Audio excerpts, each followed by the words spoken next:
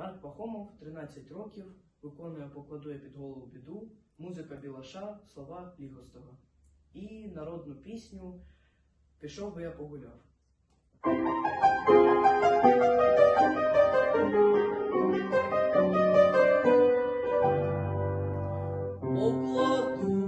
Покладу я під голову біду і укриюсь лихом, а ти горенько в ногах, примостися тихо.